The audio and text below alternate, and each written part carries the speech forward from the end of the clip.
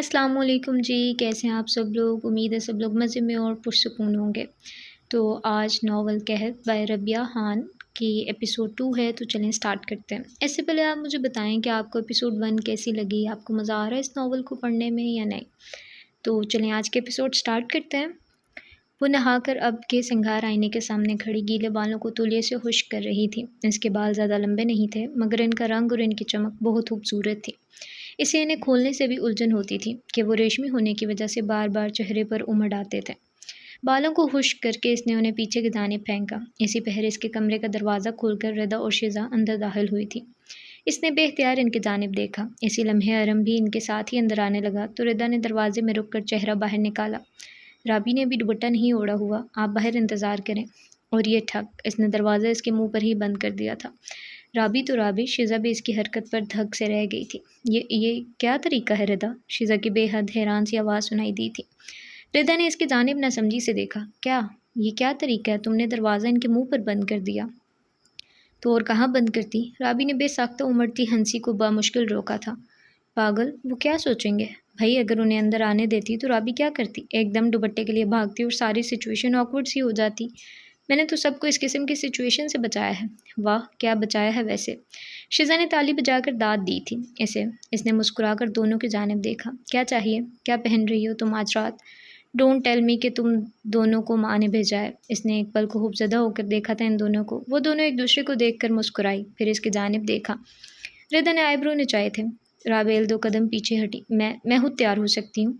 पता है हमने कि तुमने कैसा तैयार होना है। खुदा के लिए राबी, हम रात को शादी में जाएंगे, मिलाद में नहीं। शिजा अब के इसकी वार्डरोब का दरवाज़ा खोले कपड़े उलट पलट रही थी और रिदा ने कदम इसके जाने बढ़ाए थे। तुम दोनों आखिर क्या कर रहे हो मेरे साथ? और माँ भी हमेशा तुम दोनों को मेरे सर पर मुसल्लत कर देती हैं। पता भी है कि मुझे ज़्यादा तैयार होना नहीं पसंद। अभी के अभी यहाँ आकर बैठ जाओ। शिजा ने इसे अलमारी के दरवाजे के पीछे ही से तनबीह की थी। इसने अपना बेड पर रखा दुपट्टा मुख्तात नज़रों से देखा और फिर इससे पहले कि वो इसे उठाकर बाहर भागती, रदा ने इसे काबू कर लिया था। माँ ने हम दोनों को आपकी ग्रूमिंग करने के लिए भेजा है। मैं ऐसे ही ठीक हूँ, प्लीज़ मुझे जाने दो। श्श। रदा ने इसे लबों पर उंगली रखकर खामोश रहने का इशारा किया था। इसने बेबसी से देखा था इन दोनों किडनैपर्स को। फिर शिजा किसी तजुर्बाकार डिज़ाइनर की तरह इसकी जानिब घूमी थी। 3-4 कपड़े इस पर रखकर तनकीदी निगाहों से इसका जायज़ा लिया। फिर एक नया सिलकर आया आसमानी रंग का फ़्रॉक इसकी निगाहों में जच ही गया। ये बहुत अच्छा लगेगा। इसने फैसला कुन से अंदाज में इसे मुस्कुरा कर देखा था। फिर इसका जोड़ा बेड पर रखकर बाकी के कपड़े अलमारी में तरतीब से लटकाए। अब किरदा इसके हल्के से सूखे बालों में ब्रश चला रही थी। इस ड्रेस के साथ स्मोकी आइज़ कैसी रहेंगी? इसका चेहरा देखकर लम्हे भर के बाद कहा, जी नहीं, मैं ऐसा कोई मेकअप भी नहीं करने लगी। अब मुझे जाने दो प्लीज़। मैंने नाश्ता भी नहीं किया और ना ही अरहम से बात की है अब तक। माँ को कहा था इसने कि इसे मुझसे बात करनी है। वैसे पुप्पो क्या ज़्यादा गुस्से में है? इसने एक पल को चेहरा रेदा के जाने फेरा था। बहुत गुस्से में है पुप्पो। बाबा के कमरे से रात गए तक बहुत बुलंद आवाज़ से बातें करने की आवाज़ आ रही थी। इसका जवाब सुनकर इसके अंदर एक बार फिर से अनदेखा सा खौफ उतरने लगा था। रेदा इसके बाल ब्रश कर चुकी तो फिर इन्हें फ्रेंच में गूंदने लगी। इसके सीधे घने बालों में फ्रांसीसी तर्ज की चोटी बहुत जचा करती थी। एक बार फिर से दरवाजे पर दस्तक हुई तो तीनों ने अपनी सोचों से चौंक कर दरवाजे की जानिब देखा। मैं रहम हूँ राबेल। इसने गहरा सांस लिया और हृदय के पीछे बेड से अपना दुपट्टा उचका। इसे सर पर सलीके से बांधकर इसने दरवाज़ा खोला था। हमेशा की तरह मुस्कुराते हुए अरहम के चेहरे पर पिछली तलखी के बाद आज फिर से मुस्कुराहट थी। फ्री हो? कुछ बात करनी है? ओके, मैं आती हूँ। इसने एक नज़र इन दोनों पर डाली और फिर पलट कर कमरे का दरवाज़ा पार करती बाहर के जाने बढ़ गई। घर के लाउंज में आज रश खासा कम था क्योंकि मेहमान अब अपने अपने घरों से सीधा शादी हॉल पहुंचने वाले थे। इसने भी इसके पीछे कदम बढ़ाए। वो छत को जाते जीनों की जाने बढ़ा तो इसकी निगाह बेख्तियार ही अपने कमरे से निकलते मास पर पड़ गई। वो बालों को हाथ से पीछे करता संजीदा सा बाहर निकल रहा था। पहले दिन के टर्टल नेक स्वेटर पर स्याह जैकेट पहने, हस्बे आदत खामोश और रिजर्व। किसी की नज़रों का इर्तिकाज़ था या क्या? माज ने लम्हे भर को चेहरा उठाकर इसे देखा था। इसने घबरा कर दूसरी जानिब देखा। उफ, कौन से सेंसेस लगे हैं इसके अंदर? हफ्त से सोचते हुए अब के वो अरहम के पीछे पीछे जा रही थी। माज के चेहरे वैसे ही रहा, बेतासुर सा। हाँ तो अब बताओ कैसी हो? टेरेस पर पहुंचकर अब वो इससे टेक लगाए इससे पूछ रहा था। राबेल का रंग उतरती सुबह में धमकने लगा था। कथई आंखें सुबह की रोशनी से मनक्कस होकर गहरे सब्ज और शहद रंग की लग रही थी। मैं तो ठीक हूँ। वो पुप्पो कैसी हैं? पुप्पो पुप्पो बहुत नाराज़ हैं तुमसे। جانتی ہوں۔ اس نے نگاہیں ٹیرس سے باہر کی جانب جمائی۔ بہت سے پرندے فضا میں اپنی آواز کے نغمے بکھیرتے ایک ہی سمت میں اڑ رہے تھے۔ کسی کا دل دکھانے کا کتنا گناہ ہے اسلام میں، اس نے بہت افسوس سے کہا تو رابعہ نے اسے چونک کر دیکھا۔ تو کیا اب کہ وہ اس سے کسی اور طرح سے بات کرنے کا سوچ رہا تھا؟ لوگوں کی ناراضگی اللہ کی ناراضگی سے بڑی نہیں ہو سکتی ارحم۔ یہ فیصلہ قرآن کا ہے۔ ارحم چند پل اس کے مضبوط سے جملے پر خاموشی سے اسے دیکھے گیا، پھر ایک دم ہاتھ لپیٹ کر اپنا سراپا اس کی جانب پھیرا۔ اس نے سرخ ٹی شرٹ پر سیاہ جیکٹ پہن رکھی تھی۔ کیا تمہیں یقین ہے کہ ہماری مذہبی کتاب سچ ہے؟ اس کے سوال پر اس نے بری طرح چونک کر دیکھا تھا اسے۔ دل بے ساختہ زور سے دھڑکا۔ کیا مطلب؟ مطلب سمپل ہے، کیا تمہیں لگتا ہے کہ کتاب ٹھیک ہے اور یہ واقعی آسمانوں سے اتاری گئی ہے؟ چند پل تو وہ ہونک بنی اسے دیکھتی رہی تھی، لیکن پھر اگلے ہی لمحے اس نے پرسکون نظروں سے اس کا چہرہ دیکھا۔ ایسا تھا تو ایسے ہی صحیح، جی مجھے یقین ہے۔ چلو پھر مجھے قائل کرو کہ یہ خدا ہی کی طرف سے ہے، کیونکہ ایک بہت سچ بات بتاؤں تمہیں رابعہ، مجھے اس کتاب کے سچ ہونے پر شبہ ہے۔ اس نے ایک مذاق اڑاتی نگاہ ڈالی تھی اس لڑکی پر۔ یقیناً اب وہ اس پر بھڑکے گی، اسے منہ پر زوردار تھپڑ مار کر پلٹ جائے گی، اور اس طرح تابوت میں آخری کیل خود بخود گڑ جائے گا۔ یہ تو بہت آسان ہے۔ لیکن نہ تو وہ لڑکی پلٹی تھی اور نہ ہی اس پر بھڑکی تھی، بلکہ اس نے ہاتھوں کو انتہائی سکون کے ساتھ سینے پر باندھ کر اس کی آنکھوں میں دیکھا تھا۔ ہاں، قرآن کی طالبہ رابعہ العابد اس کی آنکھوں میں جھانکی تھی۔ کیسے؟ قائل کرو مجھے، بلکہ یوں سمجھو کہ کوئی غیر مسلم ہے، تم اسے قائل کر رہی ہو، تم اسے کسی ایسے بات پر راضی کرو کہ یہ خدا کی جانب سے آئی گئی کتاب ہے۔ اس نے سوال اب کے ذرا کچھ اور پیچیدہ کر دیا تھا، مگر رابعہ خاموشی سے اسے دیکھے گئی۔ آپ کا سوال بالکل ویلڈ ہے ارحم، مجھے آپ کے سوال کا جواب دینے کے لیے کچھ بہت زیادہ جدوجہد کرنے کی ضرورت نہیں پڑے گی، کیونکہ اس کا جواب اللہ اپنی کتاب میں بہت سالوں پہلے دے چکے ہیں۔ آپ کو لگتا ہے کہ یہ کتاب اللہ کی جانب سے نہیں ہے، مطلب دوسرے لفظوں میں آپ کہہ رہے ہیں کہ یہ کسی انسان کی جانب سے ہے، ٹھیک؟ اس نے اس کا سوال درست طریقے سے دہرایا تھا۔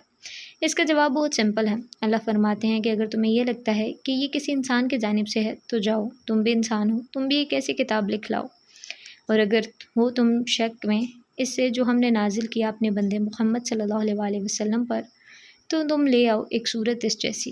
اس نے کندھے اچکائے تھے۔ اگر آپ کو اس کلام میں شک ہے ارحم تو ٹھیک ہے، آپ یہ کہتے ہیں کہ یہ اللہ کی طرف سے نہیں بلکہ کسی انسان کی طرف سے ہے، تو آپ بھی انسان ہیں، آپ بھی تو کوئی ایسی کتاب لکھ سکتے ہیں۔ چلیں چھوڑیں۔ وہ ایک لمحے کو رکی۔ ارحم خاموشی سے اسے دیکھ رہا تھا۔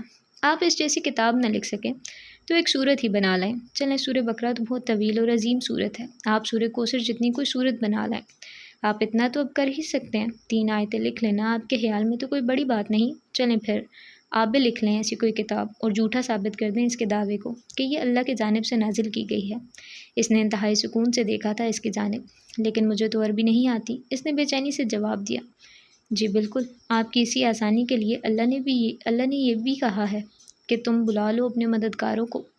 اللہ نے کھلی چھٹی دی ہے آپ کو ارحم، جیسے آپ نے اپنے ساتھ ملانا ہے ملا لیں، اپنا پیسہ خرچ کریں، دنیا کی سپر پاورز کو اکٹھا کریں، بڑی بھاری کتابیں لکھنے والوں کو تلاشیں، اور اگر آپ کو عربی نہیں آتی تو کسی اچھے عرب کو ڈھونڈ کر اس سے کتابیں لکھوا لیں۔ آپ کو تو اللہ نے ہر صورت استعمال کرنے کی اجازت دی ہے، تو جائیں آگے، بنا لائیں ایسی کوئی کتاب نہیں تو چند آیتیں، چند لفظ، آپ ساری دنیا کے ذہین ترین لوگوں کو اپنا ساتھی بنا لیں ارحم، اور ایسا کچھ لکھ لائیں۔ اور یاد رکھیے، اللہ یہ چیلنج اس قوم کو دے رہے تھے کہ جن کا دعویٰ تھا کہ ہم عربی کا ہر لفظ جانتے ہیں۔ کیا آپ یہ دعویٰ کر سکتے ہیں کہ آپ کو اردو کا ہر لفظ آتا ہے، یا پھر آپ کی انگریزی اتنی اچھی ہے کہ ڈکشنری میں کوئی ایسا لفظ نہیں جو آپ کے علم میں نہ ہو؟ کیا آپ کوئی ایسا بڑا دعویٰ کر سکتے ہیں ارحم؟ دھم دھم دھم، ارحم کے چہرے پر اس کے لفظ پلٹ پلٹ کر آ رہے تھے، لیکن قرآن کی طالبہ یوں ہی ہاتھ لپیٹے سکون سے اسے دیکھ رہی تھی۔ اور جانتے ہیں ارحم، وہ قوم اس کلام کو جھوٹا ثابت کرنے کے لیے مر رہی تھی۔ وہ لوگ اللہ اور اس کے رسول کی دشمنی میں آپ سے کہیں زیادہ آگے تھے۔ لیکن کیا ہوا؟ جانتے ہیں کیا ہوا تھا؟ ساری فضا گویا ان کے آس پاس جم گئی تھی، اور رابعہ اسی طرح مضبوط لہجے میں روانی سے جملے ادا کرتی ارحم کو سفید پردہ دیکھ رہی تھی۔ کوئی ایک آیت تو کیا، ایک لفظ بھی نہ لکھ سکا اس کے مقابلے میں، اور سارا عرب بلکہ ساری دنیا یہ چیلنج ہار گئی کہ قرآن کسی انسان نے لکھا ہے۔ ساری دنیا اپنی بات کو سچ ثابت کرنے میں ہار گئی ارحم۔ کوئی اس کتاب کے سامنے نہ ٹک سکا، کوئی اس کے جاندار کلام کے آگے اپنا کمزور اور نقائص سے بھرپور کلام لانے کی جرت نہ کر سکا۔ آپ کو کیا لگتا ہے کہ آپ پہلے ہیں؟ آپ کو کیا لگتا ہے کہ اہل مکہ نے کوشش نہیں کی ہوگی اسے جھوٹا ثابت کرنے کی؟ انہوں نے اپنے جان و مال لگا دیے تھے ارحم، لیکن کچھ نہیں ہوا۔ قرآن آج بھی روز اول کی طرح روشن ہے۔ اس کی آیتیں آج بھی لوگوں کو گھٹنے کے بل گرا کر سجدہ کرنے کی طاقت رکھتی ہیں ارحم، اور چاہے کتنے بھی جادوگر فرعون کے سجائے گئے میدان میں اپنی لاٹھیاں ڈال کر لوگوں کو شبدہ بازی کا نشان نہ بنائیں، لیکن ہر جادوگر اپنے اندر یہ بات ضرور جانتا ہوگا کہ جب موسیٰ علیہ السلام کا عصا ان کا موجہ اس میدان میں اترے گا تو وہ ہر جھوٹی لاٹھی کو نگل جائے گا اور آخرکار عظیم ساحروں کو سجدے میں نہ ایک دن گرنا ہی پڑے گا۔ وہ سن ہوا اسے دیکھ رہا تھا، اسے لگا کوئی ٹپیکل قسم کی مسلمہ ہے، جذبات میں آ کر بھڑک جائے گی اور اسے کافر قرار دے کر چلی جائے گی، لیکن وہ اسے جواب دے رہی تھی، وہ اسے اس کے دعوے میں جھوٹا ثابت کر رہی تھی، بلکہ وہ اس سے جھوٹا ثابت کر چکی تھی۔ اس نے بے چینی سے پہلو بدلا تھا۔ تم نے مجھے اس کتاب جیسی کوئی کتاب لکھنے کی کوشش تو کرنے نہیں دی اور اپنا فیصلہ بھی سنا دیا، کیا یہ کوئی انصاف ہے؟ رابیل اس کی بات پر لمحے بھر کو مسکرائی تھی۔ اور ہرگز تم نہیں کر سکو گے، آپ کوشش کر لیں ارحم، لیکن یہ سچ ہے کہ جتنے لوگوں نے کوششیں کی وہ آج تک کامیاب نہ ہو سکے، کیونکہ اللہ کے مقابلے میں انسان کی حیثیت کچھ بھی نہیں ہے، کچھ بھی نہیں۔ اس نے ایک آخری نگاہ اس پر ڈالی اور پلٹ گئی۔ پلٹتے سمے اس کا دل دک دک کر رہا تھا اور حلق خشک ہوا جا رہا تھا۔ عظیم ساحروں کے سامنے اثر ڈالنا اس قدر آسان بھی نہیں تھا، اور تب جبکہ جادوگر بھی عظیم جادوگر تھے، وہ نہ مانگ کے لیے زینے اترنے لگی، ایک ہاتھ ریلنگ پر رکھے وہ گویا پانی پر چل رہی تھی۔ اس کا سینہ ارحم کی پچھلی باتوں سے تنگ ہونے لگا تھا، وہ جتنی امیدیں اس سے اچھائی کی لگایا کرتی تھی اتنی ہی بار وہ اس کا دل اسی طرح سے توڑ دیا کرتا تھا۔ ہم جانتے ہیں کہ بے شک تنگ ہوتا ہے آپ کا سینہ بوجھ اس کے جو وہ کہتے ہیں۔ اور اس نے ایک لمحے کو ٹھٹک کر دوسری جانب دیکھا، اس کی سماعت میں وہ مدھر آواز کچھ کہہ رہی تھی، کیا کوئی اس کی جانب متوجہ تھا؟ اس نے آس پاس نگاہ گھما کر اس آواز کو تلاشا، سامنے ہی ٹی وی پر سورہ ہجر کی آخری آیت جگمگا رہی تھی۔ بس آپ تسبیح بیان کریں اپنے رب کی حمد کے ساتھ اور آپ ہوں سجدہ کرنے والوں میں سے۔ وہ گمسم سی ان آیات کو دیکھے گئی، گھر میں سب اپنے کاموں میں مشغول تھے اور وہ پتھر کا مجسمہ بنی زینوں پر ہی جم گئی تھی۔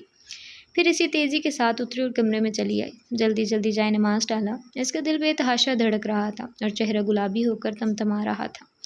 اور آپ ہو سجدہ کرنے والوں میں سے، قاری زعفرانی کی آواز ان آیات کو پڑھتے ہوئے بار بار بھیگ رہی تھی، اور بھیگ تو اس کے رخسار بھی رہے تھے۔ جب کوئی بھی اس کی جانب متوجہ نہیں ہوتا تھا تو کوئی آسمانوں کے پار سے اس کی جانب متوجہ ہوا کرتا تھا۔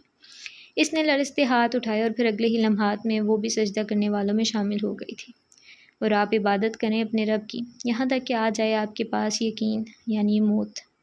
اس نے سیاہی اباہے پر سیاہ حجاب چہرے کے گرد لپیٹا اور جیسے ہی کمرے سے باہر نکلی، سامنے بیٹھے سائمہ پر اس کی نگاہ پل بھر کو اٹھی تھی۔ انہوں نے اسے دیکھتے ہی تیوری چڑھائی اور پھر طنزیہ مسکراہٹ کے ساتھ سر جھٹک کر چہرہ پھیر لیا۔ اس نے کمال ضبط سے سہا تھا ان کا یہ انداز۔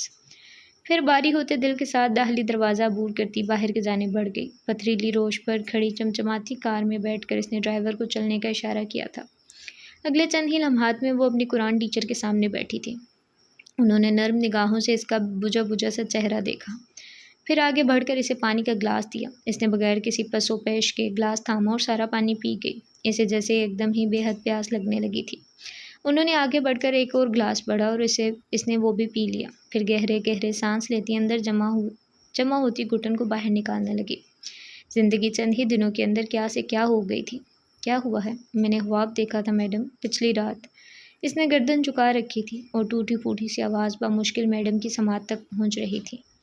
میں نے دیکھا کہ میں ایک غار میں قید ہوں اور اس کے دوسرے سرے پر سنہری سی روشنی ٹمٹما رہی ہے، لیکن جیسے ہی میں نے اس کی جانب قدم بڑھائے وہ روشنی گل ہو گئی۔ بہت سے آنسو اس نے اپنے اندر ہی اتار لیے تھے۔ میڈم صباحت خاموشی سے دیکھے گئی اسے۔ اس غار میں مجھے کوئی سورہ کہف پڑھ کر سنا رہا تھا۔ اس کی اگلی بات پر میڈم سیدھی ہو کر بیٹھی تھی۔ اس نے انہیں آپ کے چہرہ اٹھا کر دیکھا۔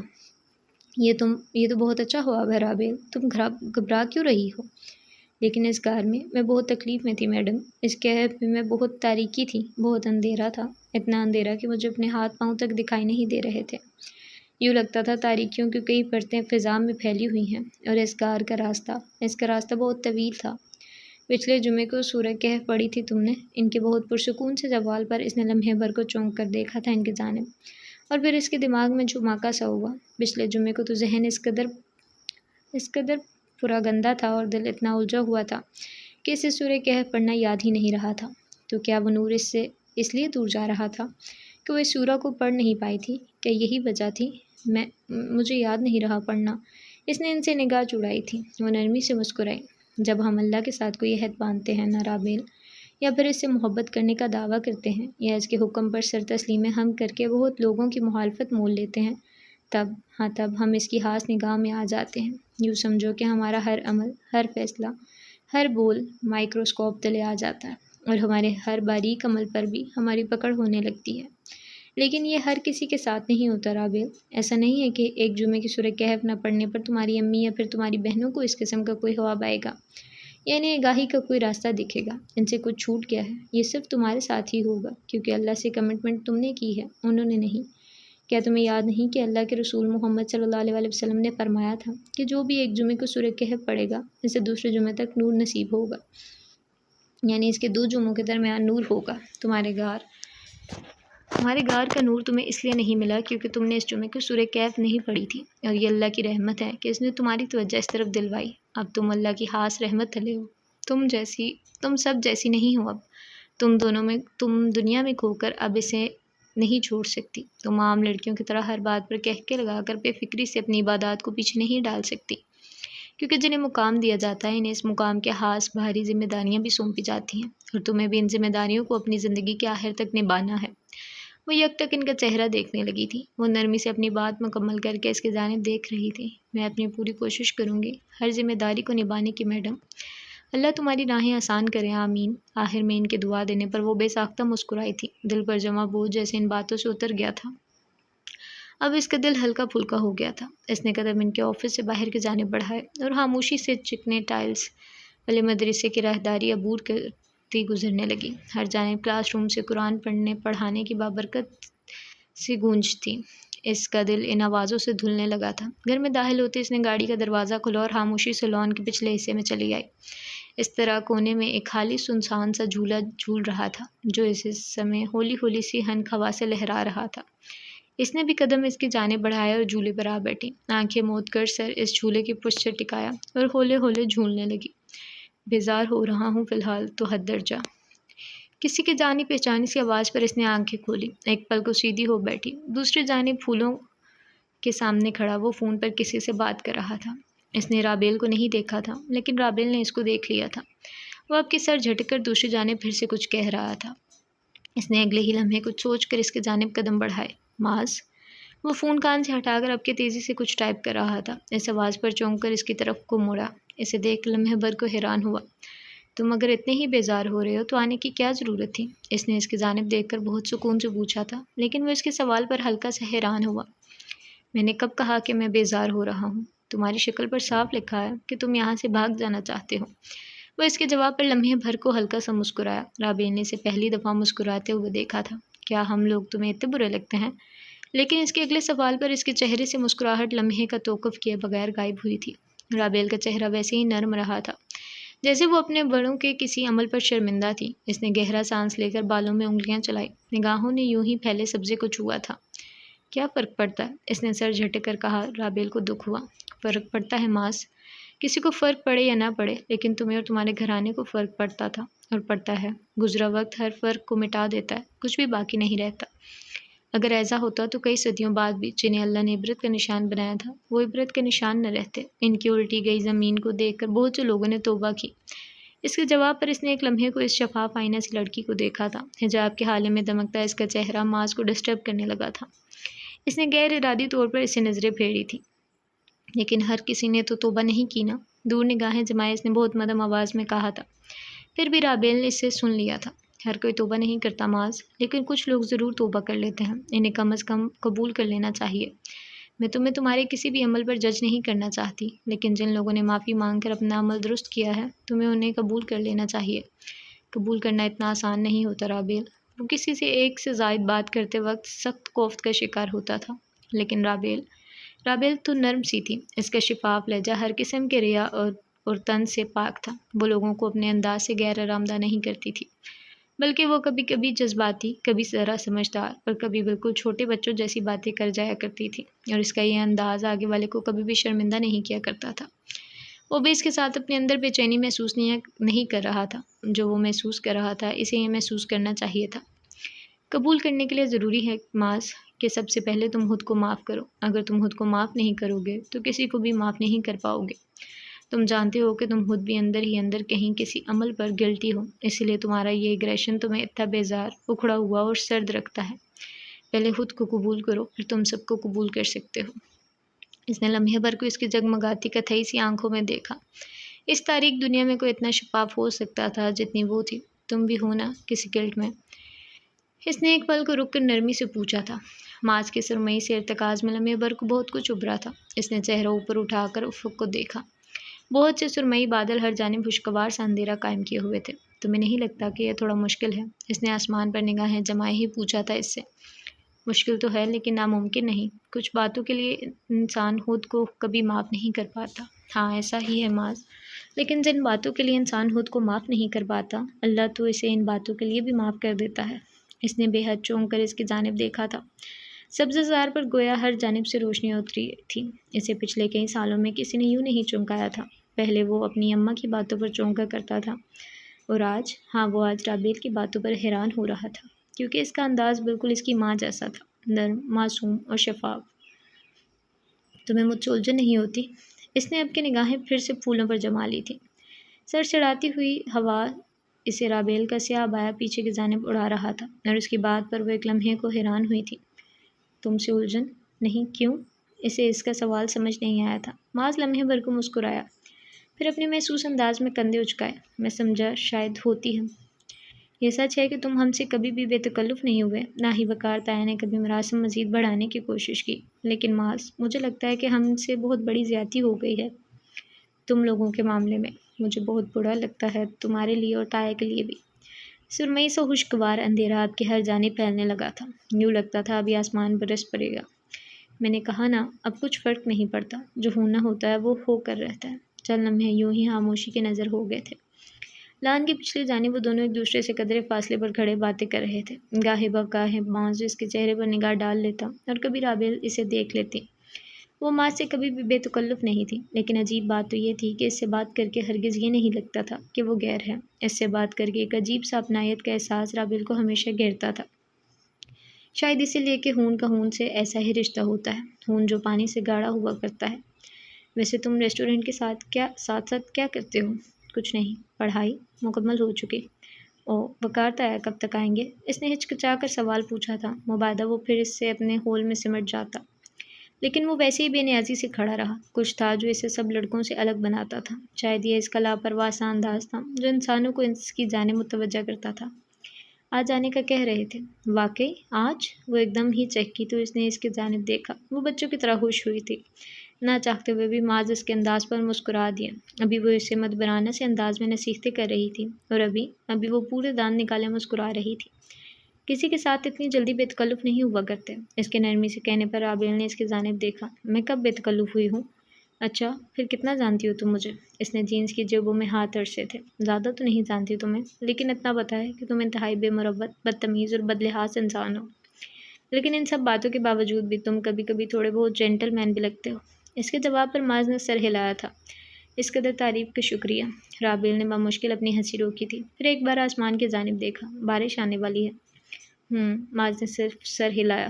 رابیل نے اسے ایک نظر دیکھا اور پھر اندر کی جانب بڑھ آئی۔ داخلی دروازے سے اندر جاتے ہوئے اس نے ایک لمحے کو ٹھہر کر ماز کو دیکھا تھا، پھر مسکراتے ہوئے اندر کی جانب بڑھ گئی۔ ماز اب تک ویسے ہی کڑا آسمان کو تک رہا تھا۔ اس کے اندر بھی بادلوں کی مانند کچھ ایک ساتھ اکٹھا ہونے لگا تھا۔ سرمئی بادلوں نے اس کی خاموشی سرگوشیوں پر مسکرا کر سر جھٹکا تھا، اور چلتی ہوا نے لمحے بھر کو اسے پلٹ کر دیکھا تھا، کیونکہ وہ اس سب سے بے خبر تھا، یکسر بے خبر۔ شام کی سیاہی کے ساتھ ہی گھر میں ہر جانب رنگ و بو کا سیلاب امڈ آیا تھا۔ سر شام ہی ہال جانے کا شور سا اٹھا، اور گھر میں موجود لڑکیاں اپنے اپنے رنگ برنگے آنچل سنبھالتے کمروں میں تیاری کے لیے جا گھسی۔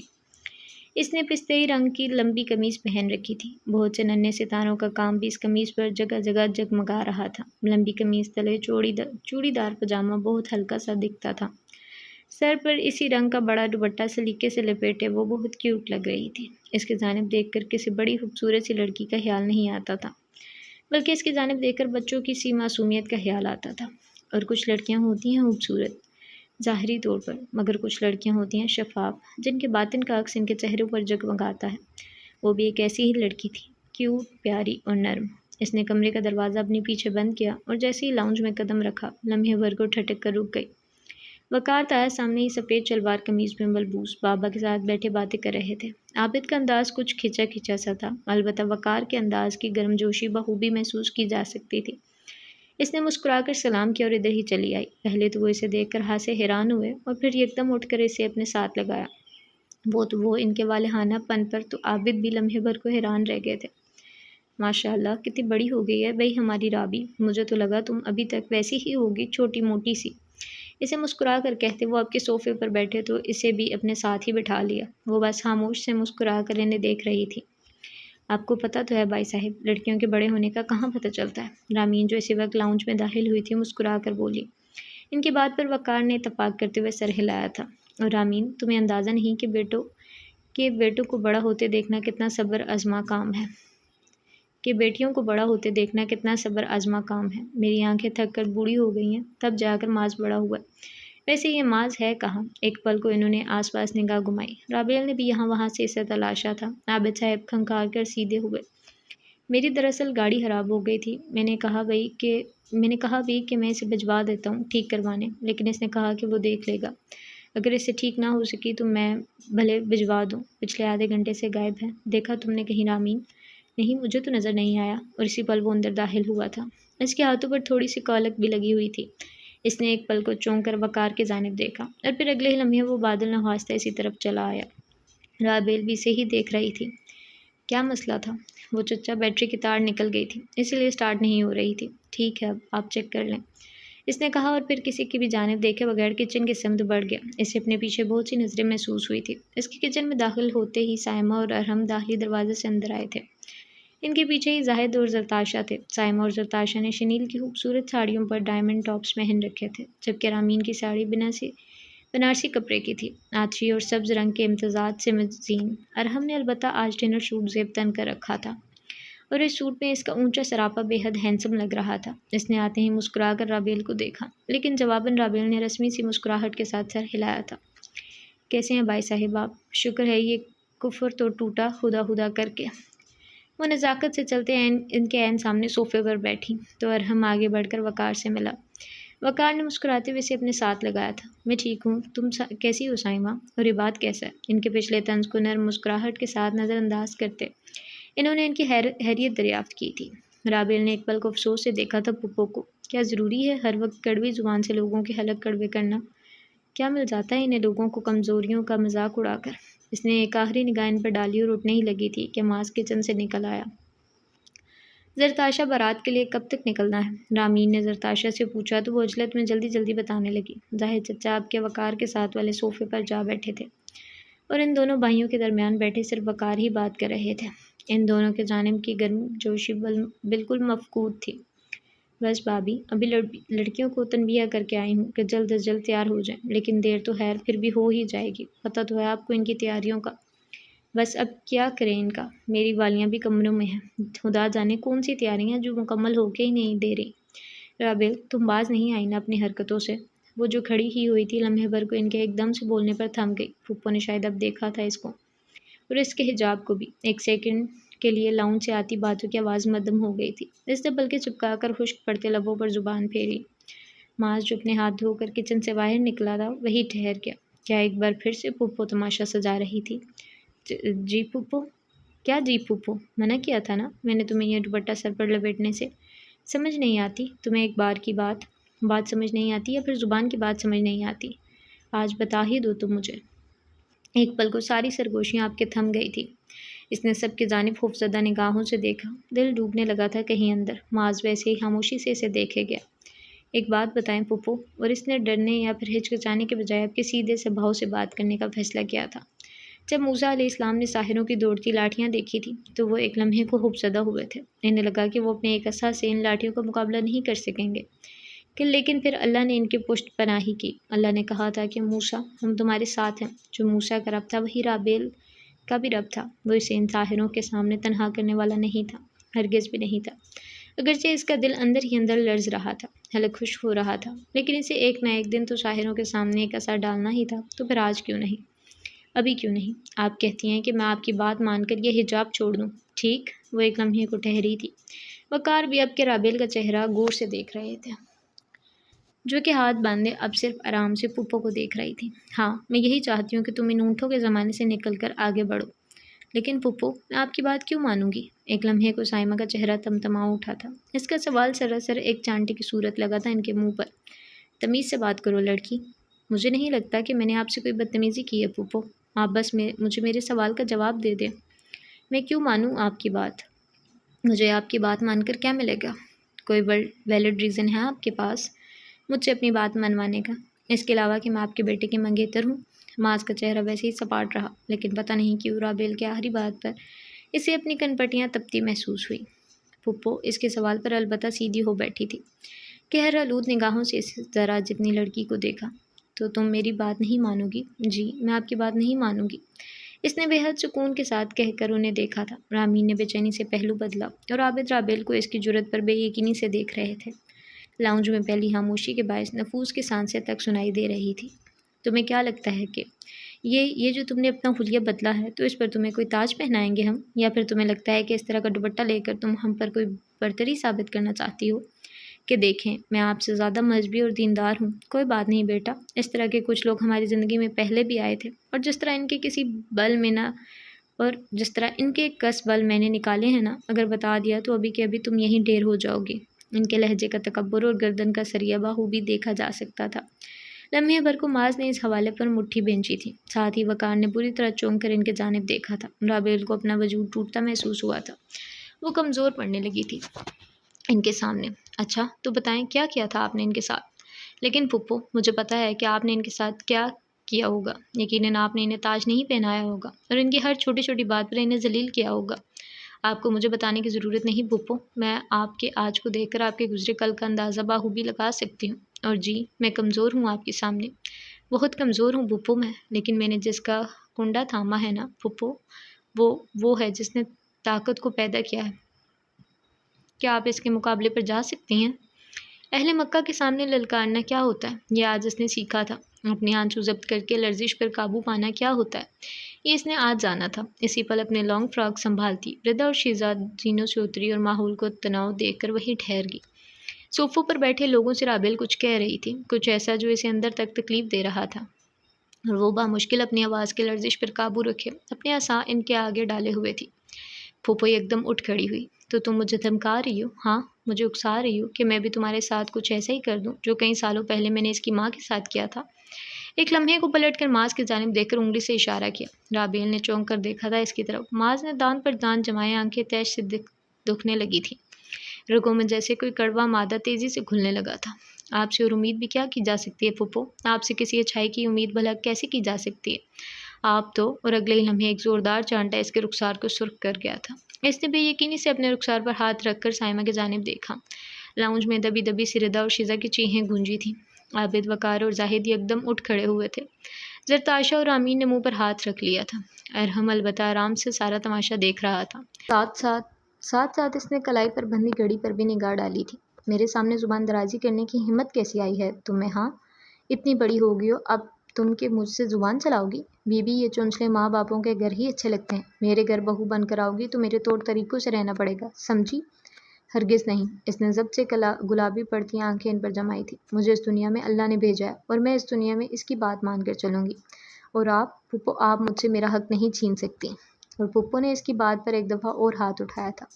اس نے بے ساختہ آنکھیں میچی، لیکن کوئی ہاتھ اس کے رخسار تک نہیں آ سکا۔ اس نے بے یقینی سے آنکھیں کھولی اور دھک سے رہ گئی۔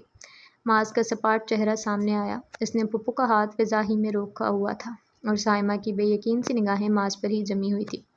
اور آپ بھی مجھے مت اکسائیں کسی ایسے کام پر جس کو کرنے کے بعد مجھے رتی بھر بھی افسوس نہیں ہوگا۔ کیا میں آپ کو بتاؤں کہ وہ کون سا کام ہے؟ اس کی ایسی آواز رابیل نے پہلی بار سنی تھی، اس قدر بے جان، یک اور ہڈیوں تک کو چھٹکا دینے والی۔ اس کی سرمئی آنکھیں اسی سمے تیش کے باعث سیاہ لگ رہی تھی، گردن کو ذاتی نسیں شدید ضبط کی وجہ سے ابھر کر پھڑک رہی تھی۔ اس میں معاذ سے خوف آیا تھا، لیکن پھر اس نے اگلے ہی لمحے پھپھو کے فضا میں بلند ہاتھ کو جھٹکا دے کر انہیں پیچھے صوفے پر دھکا دیا اور درمیان سے گزر کر باہر کی جانب بڑھ گیا۔ ابھی کوئی اسے روکتا تو اس کی ماں اسے روتی۔ سارا لاؤنج چند لمحوں کے لیے سناٹے میں گویا غرق ہو گیا تھا۔ پھر پھپھو تیزی سے اٹھی اور باہر کی جانب بڑھ گئی۔ ان کے پیچھے ارحم اور زرتاشا بھاگے تھے۔ رامین میں تو اتنی ہمت ہی نہ تھی کہ ان کے پیچھے جا سکتی۔ ردا شیزہ الگ سفید پڑتے چہروں کے ساتھ سارے منظر دیکھ رہی تھی۔ شادی کا ماحول ایک دم سیاہ اور تاریک ہو گیا تھا، اسی لیے اسی دن کے لیے کہتی تھی میں آپ کو عابد کے اسے سو کالڈ مدرسہ میں نہ جانے دو، لیکن آپ نے میری بات نہیں مانی۔ دیکھیں اب اپنی غفلت کا انجام، یہ لڑکی کیسے اپنے بڑوں کے منہ کو آنے لگی ہے۔ رامین کی بلند آواز پر رابیل کا دل کہیں بہت اندر ڈوب کر ابھرا تھا۔ اس کے ہاتھ ایک بار پھر سے لرز رہے تھے اور اس کے آگے کا ہر منظر دھندلانے لگا تھا۔ بابا، مجھے فیصلہ کرنے کی آزادی اللہ نے دی ہے، آپ لوگ مجھ سے یہ آزادی نہیں چھین سکتے۔ جب لڑکیاں اپنی مرضی کے مطابق فیشن کر سکتی ہیں، جب وہ اپنی مرضی کے مطابق چھوٹے، تنگ اور باریک کپڑے آپ کی بغیر اجازت کے پہن سکتی ہیں، تو بابا میں بھی آپ کی اجازت کے بغیر اپنے سر پر دوپٹہ کیوں نہیں لپیٹ سکتی؟ مجھ پر یہ زبردستی کیوں؟ میں کسی کو تکلیف نہیں پہنچا رہی، میں نے اپنے اس عمل سے کسی کا دل نہیں دکھایا، میں نے اس کے ذریعے کسی کا تمسخر نہیں اڑایا، تو میں اس میں آخر مسئلہ کیا ہے؟ مجھے کیوں میری مرضی سے زندگی نہیں گزارنے دی جا رہی؟ کہتے کہتے وہ ہانپنے لگی تھی۔ بس کر دو اب تمہاری اس بے وقت کی بکواس نے سارا ماحول خراب کر دیے۔ وہ رابیل یہ ٹینشن آج سے نہیں، پتہ نہیں کتنے دن سے چل رہی ہے گھر کے اندر، وجہ صرف تمہارا یہ دوپٹہ ہے۔ آخر ایسا کیا گھس گیا ہے تمہارے دماغ میں جو نکل نہیں رہا؟ کیا مسئلہ ہے تمہارے ساتھ؟ رامین نے سرخ چہرے کے ساتھ اس پر اپنا تیش الٹا تو 2 آنسو اس کی آنکھوں سے ٹوٹ کر گرے، دل جیسے کوئی مٹھی میں لیے بینچ رہا ہو۔ اس سے جانے کیوں ایک دم سانس لینے میں دشواری ہونے لگی تھی۔ ماں، ہاں؟ ایسے کیوں اس کی آواز حلق میں جمع ہوتے آنسوؤں کے باعث ٹوٹ رہی تھی، چہرہ اس قدر حد تک پر سرخ ہو گیا تھا۔ جاؤ ابھی کے ابھی تم یہاں سے۔ شیزہ نے ایک دم آگے بڑھتے ہامتی رامین کو سنبھال کر اسے پیچھے دھکا دیا تھا۔ میں نے کہا جاؤ، اور جب وہ اپنی جگہ سے نہ ہلی تو وہ اس پر دھاڑی۔ اس کی بے ساختہ ہچکی ابھری تھی، لگتا تھا رگوں میں کانچ بکھر گئے ہوں۔ یہ کیف تو بہت تنگ و تاریک تھا، اس کیف کو پار کرنا تو بہت کٹھن تھا۔ اس کے سارے وجود پر گویا کسی نے بوجھ ڈال دیا تھا، اتنا بوجھ لگتا تھا پہاڑ رکھ دیا گیا ہو، لیکن پھر وہ اگلے لمحے لڑکھڑاتے قدموں کے ساتھ پیچھے جانے لگی۔ آنسو ٹوٹ ٹوٹ کر آنکھوں سے گرتے جا رہے تھے۔ نحوست کر دیا ہر طرف اس لڑکی نے، ہر وقت کی بحث، ہر وقت کا تماشا۔ میں تو تھک گئی ہوں اس سے اب۔ رامین مسلسل رو کر بولتے ہوئے اس کی سماعتوں کو زخمی کر رہی تھی۔ وہ ایک دم پلٹی اور اپنے کمرے کی جانب بھاگ آئی۔ رابیل کو سمجھاؤ عابد، بلا وجہ کی ضد لے کر بیٹھی ہوئی ہے، خواہ مخواہ اپنا رشتہ بھی خراب کرے گی، اور تم لوگوں کو بھی سائمہ کے بیٹے سے ہاتھ دھونا پڑے گا۔ اور یاد رکھنا، یہ رشتہ ٹوٹا نہ تو کوئی شادی نہیں کرے گا اس سے پھر۔ بلا وجہ کی ضدیں کرنے والوں کو کوئی بھی پسند نہیں کرتا، زاہد چچا نے کوفت سے کہہ کر باہر کی جانب قدم بڑھائے تھے۔ عابد شکستہ سے کھڑے رہ گئے۔ رامین بھی خوفزدہ ہوئی ان کا چہرہ دیکھ رہی تھی۔ اس بچی کا اس سب میں کیا قصور ہے بھلا؟ اگر وہ حجاب لینا چاہتی ہے تو کوئی بات نہیں، یہ اس کی مرضی ہے، اس کی زندگی ہے۔ سائمہ نے خواہ مخواہ ہی اتنی سی بات کو انا کا مسئلہ بنا لیا۔ وقار کے سبھاؤ سے کہنے پر عابد نے ان پر ایک ناقدہ نگاہ ڈالی اور لاؤن سے چلے گئے۔ رامین اب تک سر جھکائے رو رہی تھی اور شیزہ نے ساتھ لگائے چپ کروا رہی تھی۔ وقار نے بھی بسی سے گہرا سانس لیا۔ آخر یہ حق اور باطل کی جنگ کب ختم ہوگی؟ رابیل نے چہرہ ایک جانب سے گھٹنے پر رکھا ہوا تھا، وہ رو نہیں رہی تھی، مگر پھر بھی آنسو آنکھوں سے پھسلتے جا رہے تھے۔ اس نے چہرے کے گرد بندھا دوپٹہ کھول دیا تھا اور اب وہ پھسل کر اس کی گردن میں جھول رہا تھا۔ بال ہاف بندھے ہونے کے باعث ڈھیلے ہو کر لٹوں کی صورت اس کے چہرے پر گر رہے تھے، مگر وہ ویسے ہی حالی نظروں سے چہرہ ایک گھٹنے پر رکھے دیوار کو دیکھے گئی۔ اسے وہ واقعہ یاد تھا جب بلال رضی اللہ تعالیٰ عنہ کو گرم تپتی ریت پر لٹایا گیا تھا۔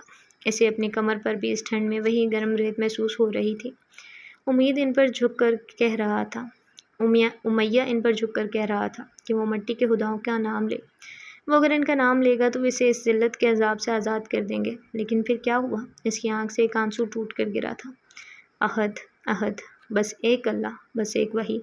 ان کے سینے پر رکھے بھاری پتھر کے باعث لگتا تھا کہ اب روح پرواز کر جائے گی، لیکن وہ پھر بھی کہتے رہے احد، وہ پھر بھی کہتے رہے کہ اللہ ایک ہے، اللہ جیسا کوئی نہیں، اللہ کی بات جیسی کسی کی بات نہیں، اللہ کے کلام جیسا کسی کا کلام نہیں، اللہ کے حکم جیسا کسی کا حکم نہیں۔ وہ اس وقت احد کی گردان کرتے صرف اپنے آقا کو نہیں جھٹلا رہے تھے، بلکہ وہ اس سمے تپتے صحرا کی گرم ریت پر لیٹے اس بات پر گواہی دے رہے تھے کہ اللہ سے بڑا کوئی نہیں، اللہ کی بات سے بڑی کسی کی بات نہیں۔ اس کی دوسری آنکھ سے آنسو ٹوٹ کر گرا۔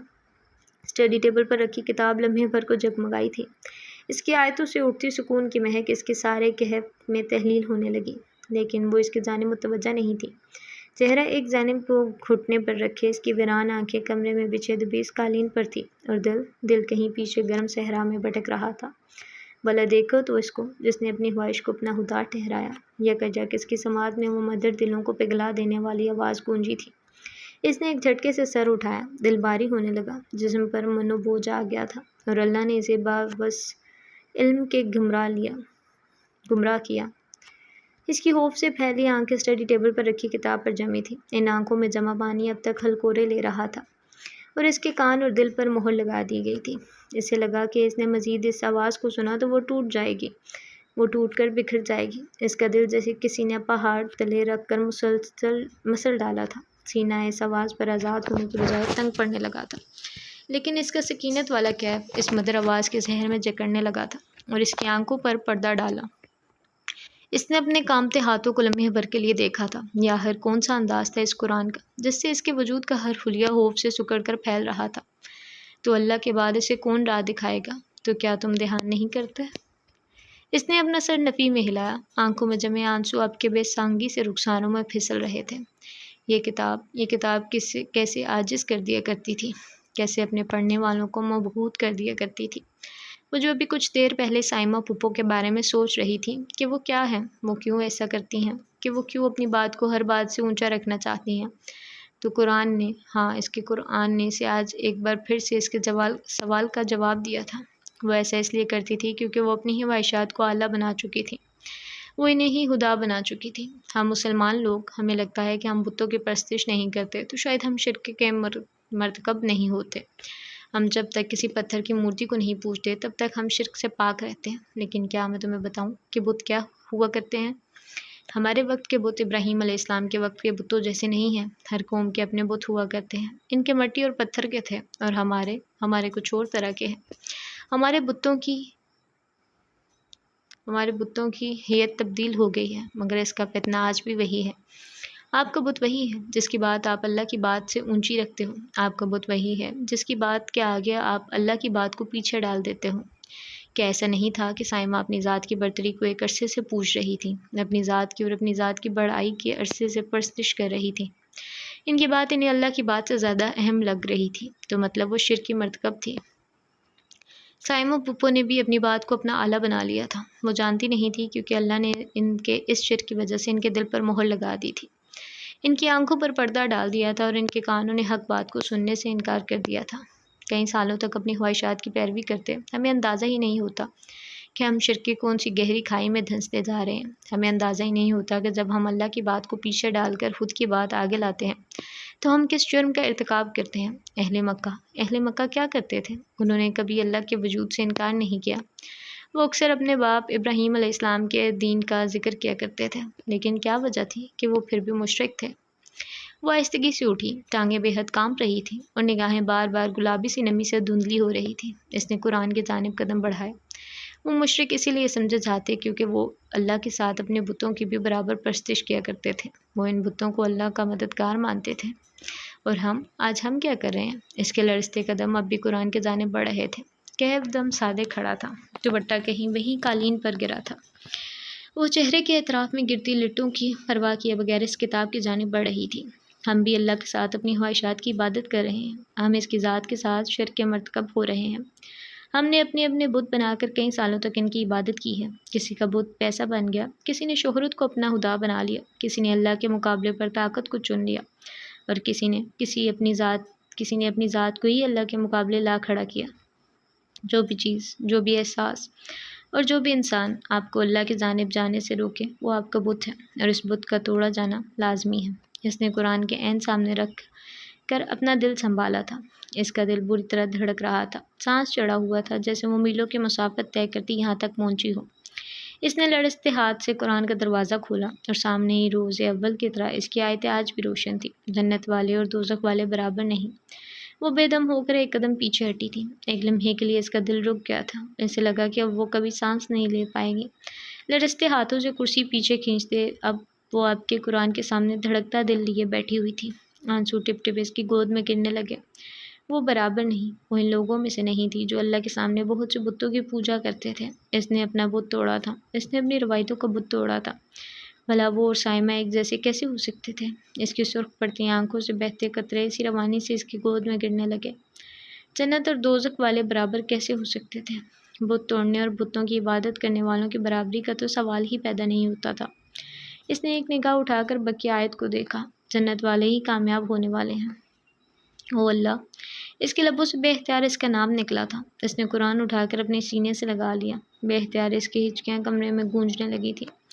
جہاں وہ ہمت چھوڑتی اللہ اسے اٹھا لیا کرتا تھا، اور اللہ اسے بتا رہا تھا کہ اس نے گھاٹی کا سودا نہیں کیا، بے شک جنت والے ہی کامیاب ہونے والے ہیں۔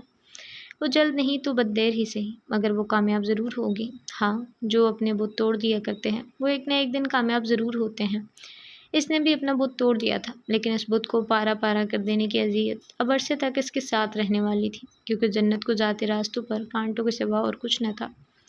اس نے بیگ میں اپنے کپڑے ٹھونسے اور اسے کندھے پر ڈالتا باہر کی جانب بڑھا۔ سارا گھر خالی پڑا تھا، سب بارات میں گئے ہوئے تھے، سوائے وقار کے۔ نہ تو انہیں جانے کی پیشکش کی گئی تھی اور نہ انہوں نے ان حالات میں جانا مناسب سمجھا۔ ابھی وہ تو صرف معاذ اور رابیل کو سنبھالنا چاہتے تھے۔ ایک خود کو کمرے میں بند کیے بیٹھی تھی اور دوسرا شدید تیش میں بیگ کندھے پر ٹانگ کے سپاٹ چہرہ لیے کمرے سے باہر نکل رہا تھا۔ وہ یکدم اس کے جانب بڑھے۔ اس نے ایک لمحے کو رک کر انہیں سیاہ نظروں سے دیکھا تھا۔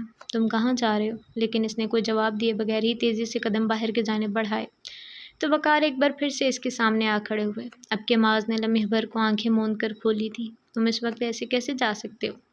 تو کیا کروں؟ ان انسانیت سے حالی لوگوں کے گھر میں پڑا رہ کر بے غیرتی کی روٹیاں توڑتا رہوں؟ معاذ! انہوں نے اسے لمحے بھر کو بازو سے تھاما، لیکن اس نے ان کا ہاتھ جھٹک دیا تھا۔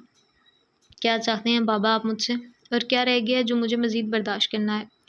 معاذ بیٹا، تمہارا یوں جانا انہیں مزید باتیں کرنے کا موقع دے گا، تو کریں، شوق سے کریں باتیں، میں ان پر لعنت بھی نہیں بیچتا ہوں، اس نے کڑوے لہجے میں کہہ کر ایک بار پھر دروازے کی جانب قدم تیزی سے پھیرے تھے۔ وقار نے اسے پھر سے بازو سے تھاما۔ کیا تم اپنے باپ کے لیے اتنا بھی نہیں کر سکتے معاذ؟ تم مجھے ان سب کے درمیان یوں بے نوا چھوڑ کر کیسے جا سکتے ہو؟ ایک لمحے کو وقار کی آنکھوں میں کچھ چمکا تھا، کچھ گلابی سا، لیکن اس کا سرمئی ارتکاز سیاہ ہی رہا۔ اور جانتے ہیں اگر میں یہاں رہا تو پھر کیا ہوگا؟ معاذ تم بابا نے پوچھا کہ آپ جانتے ہیں کہ پھر کیا ہوگا؟ اس کی آواز لمحے بھر کو تیز سے بلند ہوئی تھی۔ حالی در و دیوار اس کی آواز پر سنسنا اٹھے تھے۔ وقار نے بے بسی سے دیکھا تھا اسے۔ آپ کو کیا لگتا ہے؟ کیا لگتا ہے آپ کو کہ میں ان سب سے اتنے سال کیوں دور رہا؟ کیا اندازہ ہے آپ کو کہ جب ان کے ہنستے مسکراتے چہروں پر میری نگاہ پڑتی ہے تو مجھے کیا کیا یاد آ جاتا ہے؟ لیکن پھر بھی بابا میں نے انہیں نقصان نہیں پہنچایا، لیکن ابھی اگر آپ نے مجھے یہاں روکا تو شاید میں بھی انسانیت کے درجے سے کوئی گری ہوئی حرکت کر بیٹھوں گا۔ کیا آپ چاہتے ہیں کہ میں ایسا کچھ کروں؟ اس کا بولتے بولتے سانس پھول گیا تھا اور تیز لہجہ گویا آگ برسا رہا تھا۔ اپنے کمرے کے دروازے سے لگی رابیل نے تکلیف سے اس کے ٹوٹتے وجود کو دیکھا تھا۔ اس نے معاذ کو پہلے کبھی اتنی تکلیف میں نہیں دیکھا تھا، اس نے کبھی اسے اتنا تھکا ہوا نہیں دیکھا تھا۔ معاذ میں بس اتنا چاہتا ہوں کہ کم از کم تم یوں بزدلوں کی طرح واپس نہ جاؤ۔ بزدل؟ وہ لمحے بھر کو اس لفظ پر مسکرایا تھا، پھر سپاٹ نظروں سے وقار کی جانب دیکھا۔ آپ کو لگتا ہے کہ میں بزدل ہوں؟ آپ کو لگتا ہے کہ میرا یہاں سے چلے جانا بزدلی کی نشانی ہے؟ ہاں؟ اس نے نفی میں سر ہلا کر افسوس سے اپنے باپ کی جانب دیکھا تھا۔ ہم دونوں میں سے کون زیادہ بزدل ہے؟ کیا میں آپ کو بتاؤں بابا؟ اور وہ لفظ گویا وقار کے اندر تک زخمی کر گئے تھے۔ معاذ بہت بے رحم تھا، لفظوں کے معاملے میں تو بہت زیادہ۔ لمحے بھر کو وقار کے سینے میں گھٹن سی پیدا ہوئی تھی۔ تم اپنے باپ کو ایسے کیسے؟ افسوس سے بس یہی کہہ پائے تھے وہ۔ کیا آپ چاہتے ہیں کہ میں آپ کے ساتھ اس سے بھی زیادہ بے رحمی سے پیش آؤں؟ اور اگر آپ ایسا نہیں چاہتے تو ابھی کے ابھی میرے راستے سے ہٹ جائیں بابا، کیونکہ مجھے یہاں رکنے کا مطلب ابھی آپ جانتے نہیں ہیں۔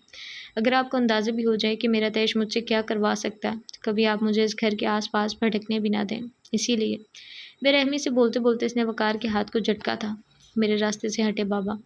اور وقار خاموشی سے گیلی آنکھوں سے اس چند پل دیکھنے کے بعد سامنے سے واقعی ہٹ گئے تھے۔ معاذ نے ایک لمحے کی بھی دیر کیے بغیر تیزی سے قدم آگے بڑھائے اور پھر وہ لمحے بھر کو ٹھہر گیا۔ رابیل نم آنکھوں سے اسے دیکھ رہی تھی۔ اس کی سرمئی آنکھوں میں لمحے بھر کو ایک گہرا دکھ سا ابھرا اور پھر وہ نظروں کا زاویہ اگلے ہی پل بدل کر تیزی سے داخلی دروازہ عبور کر گیا تھا۔ رابیل نے جلدی سے وقار تایا کی جانب دیکھا۔ وہ درمیان میں شکستہ سے کھڑے رہ گئے تھے۔ ایک پل کو پلٹ کر داخلی دروازے کی جانب بھی دیکھا جہاں سے وہ ابھی نکل کر گیا تھا، لیکن پھر رابیل کو کمرے کے دروازے سے لگے دیکھ کر وہ بے اختیار چونک گئے۔ وہ انہیں دیکھ کر لمحے بھر کو ہلکا سا مسکرائی تھی۔ وقار کے چہرے پر بھی تھکن زدہ سا تبسم آ ٹھہرا تو وہ ان کے پاس چلی آئی۔ آپ کا بیٹا بہت بدتمیز ہے تایا، ہر وقت غصہ کرتا رہتا ہے۔ اس نے ایک پل کو پلٹ کر ہبکی سے دروازے کی جانب دیکھا تھا۔ وقار اب کے دل سے اس کی بات پر مسکرائے تھے۔ بدتمیز تو ہے، لیکن کیا کریں، بیٹا ہے نا۔ لگایا کریں ایک دو اسے اس کی بدتمیزی پر، جنگلی اندازہ ہو جائے نا اسے کہ اللہ باپ کو ناراض کرنے سے کتنا ناراض ہوتے ہیں، تو کبھی ایسا نہ کرے گے۔ وہ اپنی جگہ ٹھیک ہے رابیل، سب اپنی جگہ ٹھیک ہے تایا، آپ اپنی جگہ ٹھیک ہیں، میں اپنی جگہ۔ بابا سے پوچھیں گے تو ان کے پاس بھی کوئی نہ کوئی تعویل ہوگی، اور اگر پھپھو سے ان کے رویے کا چیک مانگیں گے تو ان کے پاس بھی ایک کڑا جواز ہوگا۔ سب اپنی اپنی جگہوں پر خود کو درست ہی سمجھتے ہیں تایا، لیکن اس کا مطلب یہ نہیں کہ یہ آپ سے اتنی بدتمیزی کرے گا۔ وقار اس کے جواب پر نرمی سے مسکرائے تھے، اس کے حجاب کے حالے میں دمکتے چہرے پر سائمہ کے باری ہاتھ کا نشان اب تک سب تھا۔ انہیں اس لڑکی کو دیکھ کر ایک پل کے لیے دکھ ہوا تھا۔ تم تو سچ میں بڑی ہوگی ہو رابی، اتنی اچھی باتیں کرنے لگی ہو، تھوڑی سی اس بدتمیز کو بھی سکھا دو۔ بہت مشکل ہے اس کا سکھانا، بہت مشکل ہے اس کا سیکھنا۔ اور اگلے ہی پل وقار ہنس پڑے تھے۔ رابیل انہیں ہلکا پھلکا دیکھ کر اداسی سے مسکرائی تھی۔ وہ بدتمیز نہیں، بدلحاظ ہے، اور بیٹا ہمارا یہ بلیم گیم تو چلتا ہی رہتا ہے۔ ابھی اس نے مجھ سے اپنی بات منوائی ہے، کل کو میں اس سے اپنی بات منوا لوں گا۔ ان کے کندھے اچکانے پر رابیل نے لمحے بھر کو سر ہلایا تھا۔ آپ واقعی منوا لیتے ہیں؟ مجھے سچ بتا سکتے ہیں آپ؟ اور اگلے ہی پل وقار اس کی چوٹ پر واقعتاً ہنس پڑے تھے، پھر سر ہلا کر کہنے لگے، ضدی ہے پر میں سچ میں اس سے اپنی باتیں منوا لیتا ہوں۔ زبان کا کڑوا ہے لیکن دل نرم رکھتا ہے۔ وہ الگ بات ہے کہ کسی کو بتاتا نہیں ہے، اور نہ ہی اپنے بارے میں باتیں کرنا پسند ہے اسے، اسی لیے اس کی سوچ کا دائرہ کار کیسا ہے مجھے نہیں پتا۔ اب کے بہت سے سچ بولا تھا انہوں نے۔ اس نے ایک پل کو پھر سے پلٹ کر دروازے کی جانب دیکھا تھا۔ وقار چند لمحے کچھ سوچتے رہے، پھر اس کی جانب دیکھے۔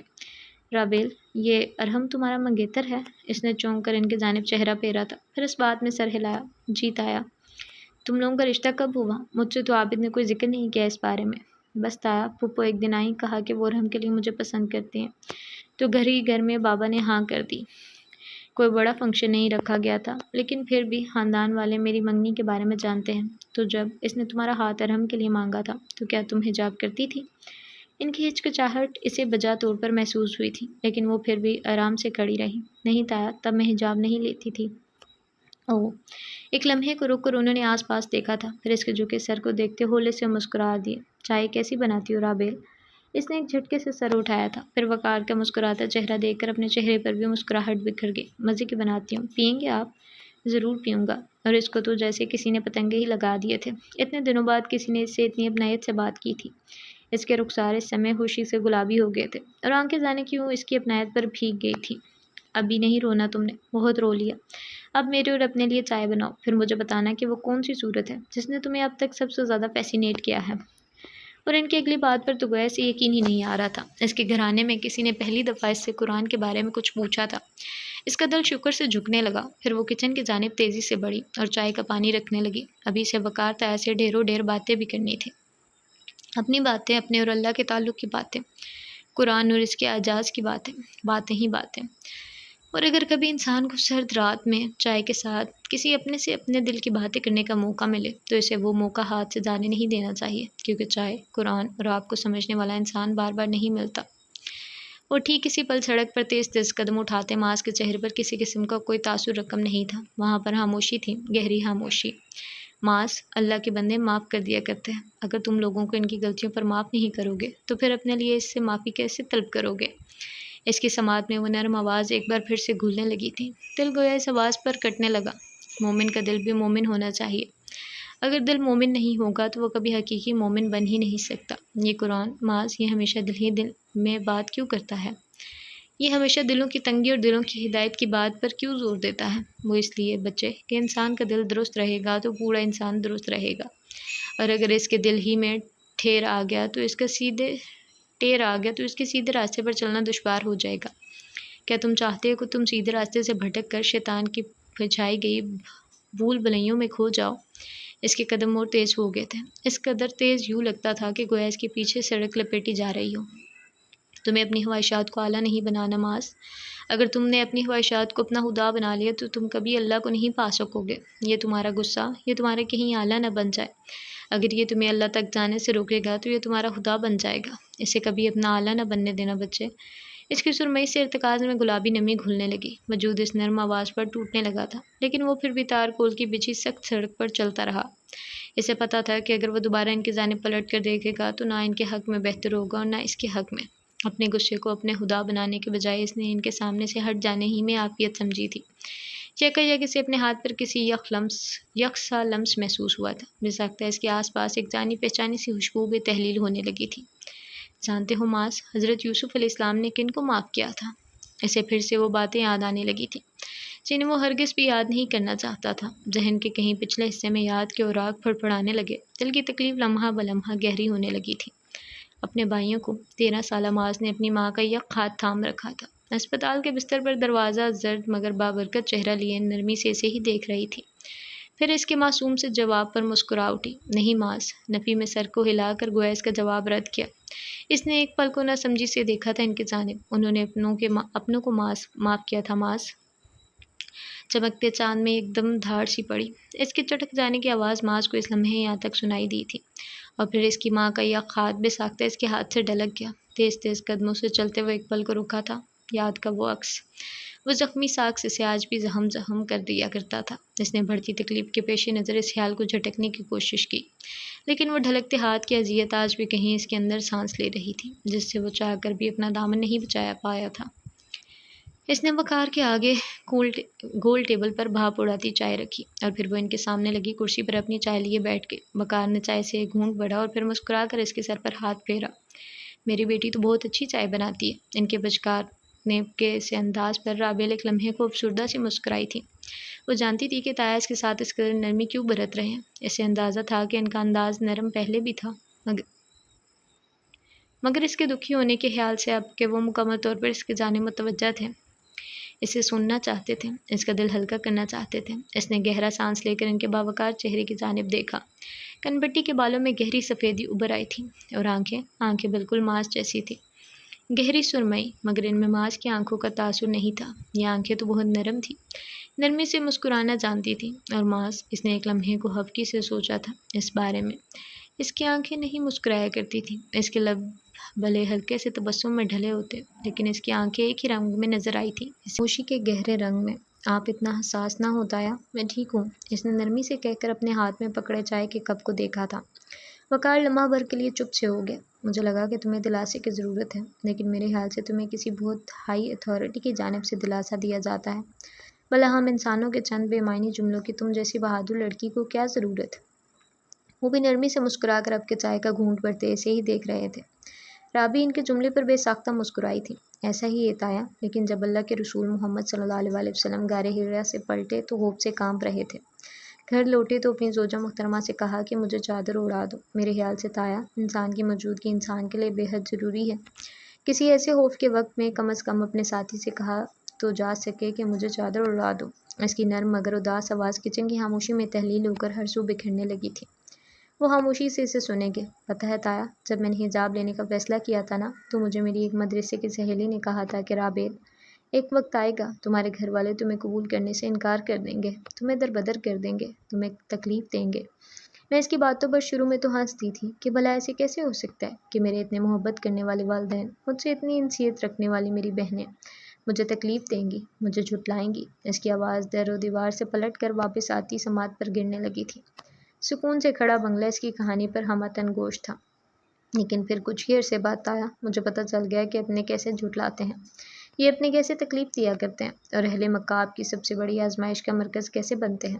کتنی عجیب سی بات ہے نتایا کہ غیر تکلیف نہیں دیا کرتے، تکلیف صرف اپنے دیا کرتے ہیں۔ اس کی آنکھیں لمحے بھر کو جگمگائی تھیں، حلق میں کچھ اٹکنے لگا، کچھ نم سا، لیکن پھر بھی وہ ضبط کر کے بیٹھی رہی۔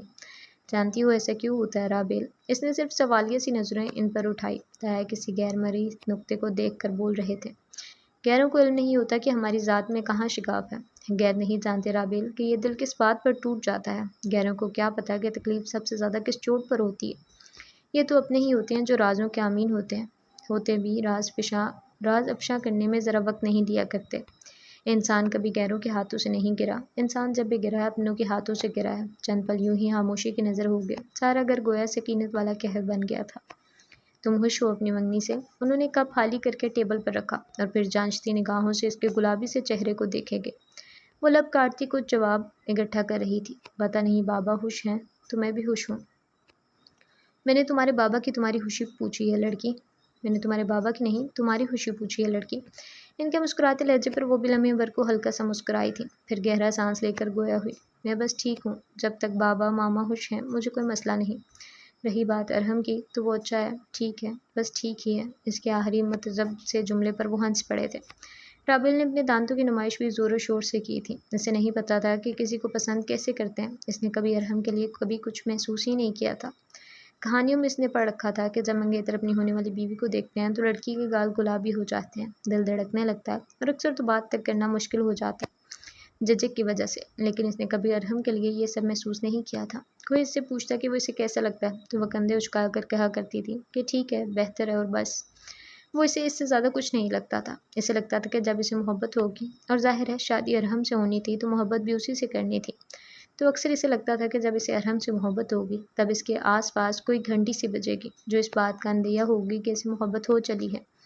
لیکن ارحم کے سامنے آتے اس کے آس پاس کچھ بھی نہیں بچتا تھا۔ اس کے سامنے آنے پر وہ صرف غیر آرامدہ ہوتی تھی، اس کے چپکو سے انداز پر غالباً اسے زہر لگتی تھی۔ چیزی لڑکے ہر وقت سر پر سوار رہ کر اپنی مرضی مسلط کرنے والے لڑکے اسے بالکل نہیں پسند تھے۔ تو کیا وہ ارحم کو بھی ناپسند کرتی تھی؟ شاید ہاں۔ خیالات سے اس نے بری طرح گھبرا کر سر ہلایا تھا۔ آپ بتائیں تایا کہ حبیبہ تائی کیسی دکھتی تھی؟ میں نے بہت تھوڑا سا ذکر سنا ہے گھر میں ان کا، صرف نام کی حد تک۔ میں انہیں نہیں جانتی، نہ ہی دیکھا ہے۔ کیسی لگتی تھی وہ آپ کو؟ وقار نے مسکرا کر نہ سمجھی سے اس لڑکی کو دیکھا تھا۔ وہ اب کی بہت دلچسپی سے پھیلی پھیلی سی کتھئی آنکھوں سے تھوڑی تلے ہاتھ رکھ کر انہیں دیکھ رہی تھی۔ اس کا انداز بھلا کسی کو غصہ کیسے دلا سکتا تھا؟ اور ایک سائمہ تھی جس نے انتہائی بے رحمی سے اس کا رخسار روند ڈالا تھا۔ ایک پل کو گہرا سانس لے کر وقار نے اس کی جانب دیکھا۔ تمہارے جیسی تھی بالکل۔ مسکراہٹ دبا کر بس اتنا ہی کہا۔ وہ ناسمجھی سے پیچھے ہو کر بیٹھی۔ مطلب جیسی تم ہو بالکل تمہاری جیسی تھی، معصوم، میٹھی باتیں کرنے والی، محبت بانٹنے والی۔ کبھی کبھی تو مجھے لگتا ہی نہیں تھا کہ وہ کوئی زمینی مخلوق ہے۔ یوں لگتا تھا گویا کسی نے اسے جنت سے بھیجا ہو۔ وہ ان سب عورتوں سے بے حد الگ تھی، سر پر حجاب باندھے، قرآن کی دعاؤں کے ساتھ زندگی بسر کرنے والی۔ جانے کیا تھا ان کے لہجے کے آخر میں نم سا ہو گیا۔ رابل کو ایک دم احساس ہوا کہ اس نے تکلیف دہ سا موضوع چھیڑ دیا ہے، اس لیے جلدی سے بولی، آئی ایم سوری تایا۔ ارے نہیں، اتنے دنوں بعد کسی نے مجھ سے اس کی بابت پوچھا ہے، اچھا لگ رہا ہے اس کی باتیں کرنا۔ انہوں نے آنکھوں سے چشمہ ہاتھ میں لے کر دھندلی سی نمی آنکھوں سے صاف کی تھی۔ رابل کے دل کو کچھ ہوا۔ آپ کو بہت یاد آتی ہیں وہ؟ اس کی چائے ٹھنڈی ہو گئی تھی۔ وہ اسے بھول بھال کر اب صرف تایا کی جانب متوجہ تھی۔ بہت زیادہ۔ انہوں نے مسکرا کر گلابی آنکھوں سے اسے دیکھا تھا۔ بہت اچھی تھی نا وہ؟ یہ سوال نہیں تھا، خالص جواب تھا۔ پھر وقار نے اس بات میں سر ہلا کر اس کی خیال کی تصدیق کی تھی۔ بہت زیادہ۔ ان کے لیے ان دو لفظوں سے زیادہ کچھ بھی بولنا فی الحال محال تھا۔ ان کے ایسے انداز پر اسے بے اختیار ان پر پیار آیا تھا۔ ان کا اندر باہر اس قدر شفاف تھا کہ وہ مرد ہونے کے باوجود بھی اپنی گلابی سی نمی کو نہیں چھپا رہے تھے۔ تو تایا، پھر ماس کیوں اس قدر سرد اور کھچا کھچا سا رہتا ہے؟ مطلب میں سمجھ سکتی ہوں کہ ہر انسان کے ادوار مختلف ہوتے ہیں اور ہر ایک کا ماضی ہی اس کا حال طے کرتا ہے، لیکن پھر بھی ایسا کیا ہوا تھا کہ ہم سے اس قدر بدظن ہو گیا ہے وہ؟ بقول اس کے ہماری شکلیں بھی نہیں دیکھنا چاہتا۔ اس کے دل میں چھپی بے چینی اب اس کی کتھئی آنکھوں میں واضح طور پر ہلکورے لینے لگی تھی۔ وہ جاننا چاہتی تھی کہ آخر پچھلے سالوں میں ایسا کیا ہوا تھا کہ ماز اس کے گھر اور اس کے گھرانے کے لوگوں سے اس قدر بدظن تھا۔ تایا چند لمحے اس کے سوال پر اسے دیکھے گئے اور پھر آہستہ سے گویا ہوئے۔ آج سے 15 سال پہلے معاذ اور حبیبہ کو اس گھر سے دھکے مار کر نکالا گیا تھا رابل۔ بہت مدھم آواز میں کہا گئے جملے پر رابل کچھ ساتوں کے لیے ساکت ہو گئی تھی۔ لیکن کس نے اور کیوں؟ اس نے اس قدر دلگر فتکی سے پوچھا کہ وہ گہرا سانس لینے پر مجبور ہو گئے۔ میں تمہارے بابا کا سوتیلا بھائی ہوں، جانتی ہو نا تم؟ جب میری ماں رحمت بی بی کا انتقال ہوا تو بابا ٹوٹ گئے۔ انہیں بہت محبت تھی اپنی بیوی سے، ہم ہمیشہ سے الگ ہی رہے تھے۔ کبھی انہوں نے ہم دو گھرانوں کے بچوں کو ساتھ نہیں رکھا، لیکن جب ماں کا انتقال ہوا تو بابا کا دو گھروں کے ساتھ چلنا مشکل ہو گیا۔ یہ جو ابھی تم لوگوں کا گھر ہے، یہ اس وقت ایک بڑی حویلی کی صورت تھی، ایک صورت تھا، سب اکٹھے رہا کرتے تھے۔ مجھے بھی بابا نے کہا میں بھی اپنے بیوی بچوں کے ساتھ یہیں آ بسوں۔ پہلے تو میں نے انہیں سمجھایا کہ پلیز ہمیں یہیں خوش ہیں، لیکن پھر ان کے اصرار کرنے پر مجھے ہاں آنا ہی پڑا۔ وہ سانس لینے کو رکے۔ رابل بنا پلکے چپکائے انہیں دیکھ رہی تھی۔ ان وقتوں میں بابا کا بزنس بھی زوال کی طرف سفر کر رہا تھا۔ کمپنی کو دوبارہ سے اٹھانے کے لیے انہیں پیسے چاہیے تو میں نے اپنا گھر بھی بیچ دیا اور اس کا آدھے سے زیادہ حصہ بابا کو دے دیا۔ لیکن پھر وہی خاندانی سیاستیں اور روز روز کے جھگڑے۔ تمہاری دادی کو میں نہیں پسند تھا، انہیں مجھ سے نفرت تھی کیونکہ میں ان کی سوتن کا بیٹا تھا، اور پھر انہیں صرف مجھ سے نہیں بلکہ انہیں میری ہر چیز سے نفرت ہو گئی۔ انہیں معاذ اور حبیبہ اپنی آنکھوں پر سخت ناگوار گزرنے لگے۔ اور حبیبہ؟ ایک لمحے کو ان کے گلابی سے ارتکاز میں نمی چمکی۔ رابل حلق میں جمع ہوتے آنسو پر قابو پائے بمشکل چپ کر کے بیٹھی ہوئی تھی۔ حبیبہ بالکل تمہارے جیسی تھی، تمہاری طرح حجاب باندھا کرتی تھی۔ ایک طویل جنگ لڑی تھی اس نے بھی اپنے گھر والوں سے، پھر مجھ سے شادی ہو گئی تو مجھے حجاب سے کوئی مسئلہ نہ تھا، اس لیے ہماری زندگی اچھی گزری۔ لیکن یہاں آنے کے بعد ہر ایک سے دوسری بات پر اس کی دینداری، اس کے حجاب، اس کے اخلاق اور یہاں تک کہ آخر میں ان کی آواز کانپی تھی، اس کے کردار تک کو نشانہ بنایا گیا۔ سائمہ اور تمہاری دادی اس سب میں فرنٹ لائن پر تھیں۔ آہستہ آہستہ حبیبہ کو جانے کی وہ اکثر سینے میں گھٹن سی محسوس ہونے لگی۔ وہ اکثر راتوں کو اٹھ کر اپنا سینہ مسئلہ کرتی تھی۔ میں نے ایک دن پوچھا تو کہنے لگی کہ اسے سانس لینے میں اکثر دشواری ہونے لگی ہے۔ ڈاکٹر کے پاس لے کر گیا تو اس نے کہا کہ ہر درجہ برداشت کرنے کے باعث انہیں پینک اٹیک ہوتے ہیں، جس میں انہیں اپنا سانس گھٹتا ہوا محسوس ہوتا ہے۔ وہ دن بدن کمزور ہوتی گئی۔ میں نے کہا بھی کہ ہم کوئی دوسرا گھر لے لیتے ہیں، لیکن وہ مجھے انکار کرتی رہی، یہاں تک کہ مجھے جیل ہوگی۔ ان کے خاموش ہونے پر وہ ایک دم سیدھی ہو بیٹھی تھی۔ آنکھیں جو ضبط کے باعث اب کے ہلکی ہلکی بیکنے لگی تھی پھیل سی گئی۔ آپ کو جیل؟ لیکن کیوں؟ مجھے مینوپولیٹ کر کے جیل بھجوایا گیا تھا۔ یہ بات بہت بعد میں مجھ پر کھلی کہ مجھے جیل بھجوانے میں بھی تمہاری دادی اور سائمہ کا ہاتھ تھا۔ میں وجہ سمجھ نہیں پایا، لیکن پھر اس کے اگلے دن ہی مجھے وجہ بھی سمجھ آ گئی۔ میرے ذاتی حبیبہ کے کردار پر الزام لگایا گیا۔ بہتان سمجھتی ہو نا؟ اس کے کمزور وجود کو زبان کی گہری چوٹوں سے زخمی کیا گیا، اور آخر میں اسے اور معاذ کو گھر سے نکال دیا گیا۔ وہ خاموش شبے تو لمحے بھر کو لگا کہ ساری کائنات خاموش ہو گئی۔ رابعہ کی آنکھوں سے ٹپ ٹپ آنسو گر رہے تھے۔ اس میں مزید ہمت نہیں تھی کہ کوئی اور سوال کر سکتی، اسی لیے چپ چاپ ہونٹوں کو سختی سے میچے بیٹھی رہی۔ عابد نے مجھے کوئی نقصان پہنچانے کی کوشش نہیں کی رابعہ، کبھی بھی نہیں، یہاں تک کہ جیل سے نکلنے میں بھی اس نے میری مدد کی۔ پھر معاذ کو ڈھونڈنے میں مطلب؟ اور اس کے اس سوال پر تایا نے بہت ٹھنڈی آب بھری تھی۔ سو جی this is the end of this episode, hope you will like it, please like share subscribe and comment. ملتے ہیں ایک نیکسٹ ایپیسوڈ کے ساتھ انشاءاللہ۔ اللہ حافظ۔